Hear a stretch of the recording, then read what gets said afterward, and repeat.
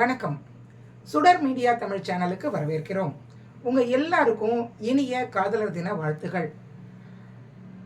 காதலர் தினம் ஏன் வேலண்டைன் டேன்னு சொல்லப்படுது? அந்த வேலண்டைன்கிறவர் யாரு?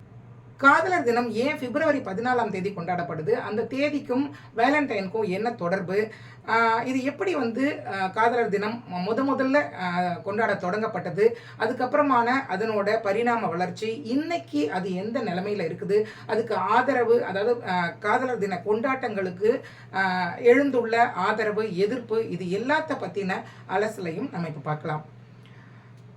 கிபி 3ஆம் நூற்றாண்டில் ரோமானிய பேரரசரான 2ஆம் கிளாடியஸ் அவர் என்ன பண்ணாருன்னா, இளைஞர்கள்லாம் கல்யாணம் பண்ணால் அவங்களோட கவனம் சிதறி போயிடும், மனைவி, குடும்பம், குழந்தை அப்படின்னு அது மாதிரி போயிடுவாங்க, ஒரு முழுமையான வீரனாக அவங்களால இருக்க முடியாது, போர்க்களத்தில் அவங்களோட முழு திறமையையும் காமிக்க முடியாது அப்படிங்கிறதுனால அவர் ஒரு சட்டம் போட்டிருந்தார். படையில் உள்ள யாருமே கல்யாணம் பண்ணிக்கக்கூடாது அப்படின்னு சொல்லி.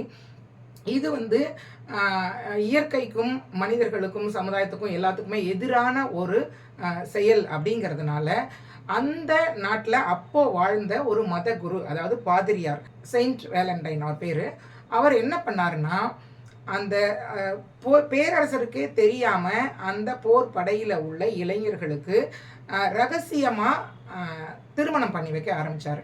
அந்த மாதிரி நிறைய பேரை, அதாவது அவங்களுக்கு பிடிச்ச பெண்களை, இல்லை பெண்களுக்கு பிடிச்ச ஆண்களை இவர் மன்னருக்கே தெரியாமல், வெளியில் தெரியாமல் நிறைய பேருக்கு கல்யாணம் பண்ணி வச்சார்.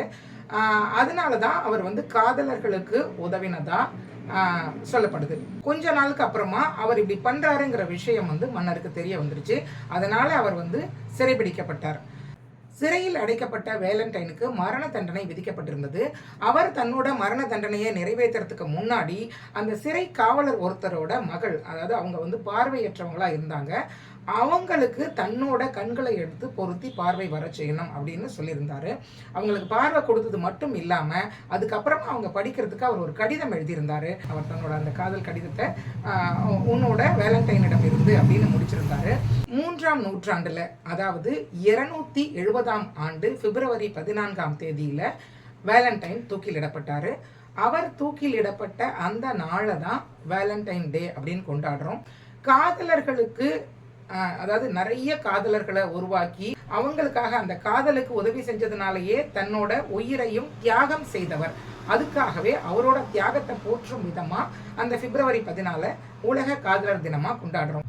இது எப்பயிலிருந்து காதலர் தினமாக கொண்டாட தொடங்கப்பட்டது அப்படின்னு பார்த்தோம்னா, 5ஆம் நூற்றாண்டில் போப் ஜெலாசியஸ் அவர் தான் இந்த வேலண்டைனை, காதலர்களுக்காக உயிர் தியாகம் செய்த வேலண்டைனை கௌரவிக்கும் விதமாக அவரோட மறைவு நாளான பிப்ரவரி 14ஆம் தேதியை வேலண்டைன் டே, அதாவது உலக காதலர் தினமாக கொண்டாடலாம் அப்படின்னு அறிவிச்சாரு.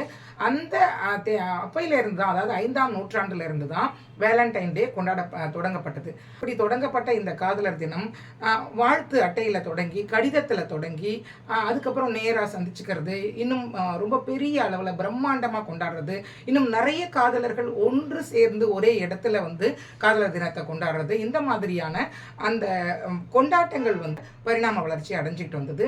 அதனோட இன்னைக்கு இருக்கிற நிலைமையை பார்த்தோம்னா அதை ரொம்பவே விமர்சையாக கொண்டாடுறாங்க. காதலர்கள் மட்டும் இல்லாமல் கல்யாணம் ஆன தம்பதிகளும், அதாவது காதல் அப்படிங்கிறது உலக பொதுமொழி. அது காதலிச்சு கல்யாணம் பண்ணிக்கிட்டவங்களுக்கு மட்டும் கிடையாது, காதலிக்கிற எல்லாருக்குமே, ஒரு உயிர் இன்னொரு உயிரை காதலிக்கிற எல்லாருக்குமே அது சொந்தமானது. அப்படிங்கிற அடிப்படையில் இன்னைக்கு உலகம் முழுக்க இந்த காதலர் தினத்தை ரொம்பவே விமர்சையாக கொண்டாடிட்டு வராங்க. தமிழ் சமூகம் அப்படிங்கிறது ரொம்பவே காதலுக்கு முக்கியத்துவம் கொடுக்கப்பட்ட ஒரு சமூகமாக இருந்துட்டு இருக்கு அப்படிங்கிறத நம்ம சங்ககால இலக்கியங்களை பார்த்தாலே நமக்கு தெரிஞ்சுக்க முடியும். உலக பொதுமறையான திருக்குறளில் கூட அறம், பொருள், அதுக்கு அடுத்தபடியாக இன்பம் அப்படிங்கிற ஒரு இன்பத்துப்பால், காமத்துப்பாலை திருவள்ளுவர் வச்சிருக்கிறாரு. அதுபோல் எல்லா, அதாவது அகநானூறு, புறநானூறு நம்ம பிரிச்சிருக்கிறோம். அந்த அகம் அப்படிங்கிறது எல்லாமே இந்த காதல், காமம், இதை பற்றி நான் அதிகமாக பேசுகிற ஒரு நூல்களாக தான் அது எல்லாமே இருக்குது. அப்போது நம்ம தமிழ் சமூகத்தில் காதலை எப்படி பார்த்தாங்க அப்படின்னு நம்ம இப்போ சமீபத்தில் உள்ள அந்த இதுவை மட்டும் பார்த்தோம்னா கூட, காதல் அப்படிங்கிறத ஒரு அன்பின் அதீதம், அந்த அர்த்தத்தில் தான் அவங்க பயன்படுத்தியிருக்கிறாங்க. அதுக்கு உதாரணமாக சொல்லணும்னா, பட்டினத்தார் அவங்க அம்மா இறந்தப்போ 10 பாடல்களை பாடியிருக்கிறாரு. அதில் ஒரு பாடல் எப்படி தொடங்கும்னா, வட்டிலிலும் தொட்டிலிலும் மார்மேலும் தோல்மேலும் கட்டிலிலும் வைத்தென்னை காதலித்து அப்படின்னு எழுதியிருப்பாரு. அந்த குழந்தைய அவங்க கட்டிலில் வச்சு ரொம்ப பாராட்டி சீராட்டி அதீத அன்பை செலுத்தி வளர்த்த அந்த ஒரு விஷயத்த அவர் வந்து காதலித்த அப்படின்னு சொல்லியிருக்கிறாரு. அதுக்கப்புறமா பார்த்தீங்கன்னா, ஒரு இளம் வயது ஆணுக்கும் பெண்ணுக்கும் இடையே ஏற்படுற அந்த அன்புக்கு பேர் தான் காதல் அப்படின்ற ஒரு கருத்து பரவலாக உருவாச்சு. அதுலேயும் பார்த்தோம்னா, காதலை பற்றி மகாகவி பாரதியார் என்ன சொல்லியிருக்காருன்னா, காதலினால் மானுடருக்கு கலவி உண்டாம், கலவியிலே மானுடருக்கு கவலை தீரும், காதலினால் மானுடருக்கு கவிதை உண்டாம், கானமுண்டாம் சிற்பமுதற் கலைகள் உண்டாம், ஆதலினால் காதல் செய்வீர் உலகத்தீரே அப்படின்னு சொல்லியிருக்கிறாரு. அதே புரட்சி கவிஞர் பாரதிதாசன் என்ன சொல்றாருன்னா, கண்ணின் கடைமணியே கண்ணியர்தாம் காட்டிவிட்டால் மண்ணில் காளையர்க்கு மாமலையும் ஒரு கடுகாம் அப்படின்னு சொல்றாரு. எனக்கு ரொம்ப பிடிச்ச ஒரு எழுத்தாளரான பிரபஞ்சன் என்ன சொல்லியிருக்காருன்னா, அவரோட இந்த காதல் எனும் ஏணியிலே அப்படிங்கிற ஒரு புத்தகத்தில் காதலை பற்றி ரொம்ப அழகாக சொல்லியிருக்கிறாரு. அதுலேருந்து ஒரு பகுதியை இன்னைக்கு நான் இப்போ படித்து காமிக்கிறேன். காதல் ஒரு ஆன்ம உணர்வு. சரியான விதத்தில் பயின்றால் அதுவே ஒரு தவம். அது உயிர்களிடத்தில் அன்பு செய்யும். நம் தலைமுறையில் ஆண் பெண் உறவு சீரழிந்து கிடக்கிறது. நமக்கு காதல் இனக்கவர்ச்சியும் அதன் முடிந்த முடிவுமான உடலுறவுமான தளத்திலேயே நின்று தேங்கிவிட்டது. காதல் உடம்பு என்கிற சட்டத்திற்குள்ளேயே நிலை பெற்று விட்டதால் பெண்களை பற்றிய நம்முடைய கருத்துகளும் அவர்களின் உடம்பை குறித்து மட்டுமே நிலை பெற்று விட்டன. பெண்களை தாயாகவும் மனைவியாகவும் சகோதரியாகவும் மகளாகவும் மட்டுமே நாம் பார்க்க தொடங்குவதால் அவளை தனி மனுஷியாக பார்க்க தயங்குகிறோம். அப்படி பார்க்கும் பக்குவம் நமக்கு வந்தாலன்றி அவளுக்கும் தனி மனம், தனி அபிப்பிராயம், தனி ஆசைகள், தனி விருப்பு வெறுப்புகள் ஆகியவை இருக்கக்கூடும் என்பதை நாம் உணர்வது சாத்தியப்படாது. அப்படின்னு பெண்கள் நம்ம சமுதாயத்தில் எப்படி இருக்காங்க அப்படிங்கிறத ரொம்ப அழகாக எடுத்து சொல்லியிருக்கிறாரு இந்த நூலில் என்னோட அபிமான எழுத்தாளர் பிரபஞ்சன். இந்த மாதிரி சங்ககாலம் தொட்டே நம்மளோட தமிழ் இலக்கியத்தில் நிறைய காதலை பற்றி பேசியிருக்கிறாங்க. உலகமெல்லாம் பேசப்படுற ஒரே மொழி, பொது மொழி காதல் தான். அப்படிங்கிறதுனால இந்த காதலர் தினத்தை உலகம் முழுக்க ரொம்பவே சிறப்பாக கொண்டாடிட்டு வராங்க. அந்த வகையில் இந்தியாவிலும் அந்த காதலர் தினம் தொடர்ந்து கொண்டாடப்பட்டுட்டு வந்தது.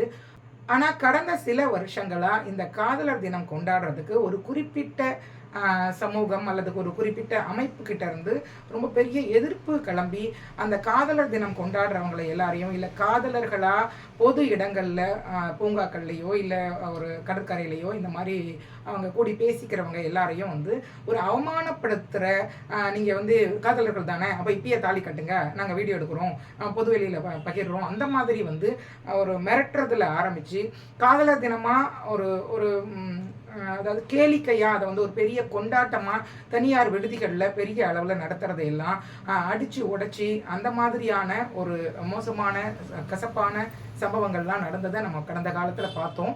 காதலர் தினம் கொண்டாடுறத வந்து கழுதைக்கு கல்யாணம் பண்ணி வைக்கிற நாளாகவும் இன்னும் இந்த மாதிரி ரொம்ப வந்து அவங்க மோசமாக விமர்சிக்கிற ஒரு சூழல் நம்ம நாட்டில் இருக்குது.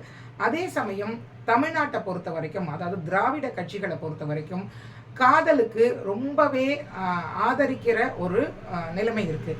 ஒரு பொண்ணை கல்யாணம் பண்ணி கொடுக்கறதுல தான் அவங்களோட ஜாதி பெருமை, குலப்பெருமை, மதப்பெருமை எல்லாத்தையும் கட்டி காப்பாற்றிக்கிட்டு வராங்க இத்தனை வருஷமாக. இதையெல்லாம் உடைக்கணும் அப்படின்னா, அதாவது வேலண்டைன் எப்படி வந்து அவர் ரொமானிய பேரரசரோட அந்த சட்டத்தையே உடைச்சி விதியை மீறி அந்த கல்யாணத்தை பண்ணி வச்சாரோ, அந்த மாதிரி நம்ம நாட்டில் பெண்களுக்கு விதிக்கப்பட்டிருக்கிற அந்த கட்டுப்பாடுகள் எல்லாத்தையும் உடைச்சி அவங்க ஒவ்வொரு பெண்ணும் அவங்களுக்கு பிடிச்ச ஒரு மணமகனை தான் தேர்ந்தெடுக்கணும், அதுக்கு வந்து காதல் மட்டும்தான் ஒரு சிறந்த வழியாக இருக்கும்.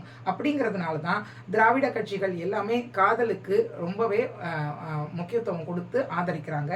நிறைய முற்போக்காளர்களும் சமூக ஆர்வலர்களும் கூட காதல் மட்டும்தான் சமுதாயத்தில் இருக்கிற ஏற்றத்தாழ்வை அகற்றுறதுக்கு ஒரே வழி அப்படிங்கிறதுனால தான் அதை வந்து தொடர்ந்து வலியுறுத்திட்டு வராங்க. பெண்களை வந்து அவங்களுக்கு பிடிச்ச எல்லாத்தையும் வாங்கி கொடுக்குறாங்க. அவங்க சட்டை பிடிச்சிருக்கான்னு கேட்குறாங்க, அவங்களுக்கு என்ன படிப்பு பிடிச்சிருக்குன்னு கேட்குறாங்க. எல்லாம் படிக்க வச்சு அவங்கள வந்து ஒரு நல்ல வேலைக்கு அனுப்புகிற சூழல் மாறி இருக்கிற இந்த காலத்தில் கூட கல்யாணம் அப்படின்னு வரும்போது நாங்கள் சொல்கிற பையனை தான் கல்யாணம் பண்ணிக்கணும், நம்ம ஜாதியில் உள்ள பையனை தான் நீ கல்யாணம் பண்ணிக்கணும் அப்படிங்கிற ஒரு நிறைய கட்டுப்பாடுகள் பெண்களுக்கு இருக்குது. அதையும் மீறி அவங்க காதலிச்சு கல்யாணம் பண்ணிக்கிறாங்க அப்படின்னாக்கா ஆணவ கொலை நடக்கிற ஒரு விஷயமும் அதிகமாக நடந்துகிட்டு இருக்குது. குறிப்பிட்ட காலத்துக்கு மட்டுமே போட்டுக்கிற சட்டையை கூட ஒரு பெண் தானே தேர்ந்தெடுக்கிறதுக்கான உரிமை இருக்குது அப்படின்னும் போது வாழ்நாள் முழுக்க சேர்ந்து வாழ போற ஒருத்தரை தனக்கு பிடிச்ச மாதிரி ஒரு தேர்ந்தெடுக்கிற ஒரு சுதந்திரம் இந்த காலத்திலேயாவது எல்லா பெண்களுக்கும் கிடைக்கணும். விரைவில் மற்றொரு விஷயம் பற்றின அலசலோட உங்களை சந்திக்கிறேன். அதுவரை நன்றி கூறி விடைபெறுவது வாசுகி லட்சுமணன்.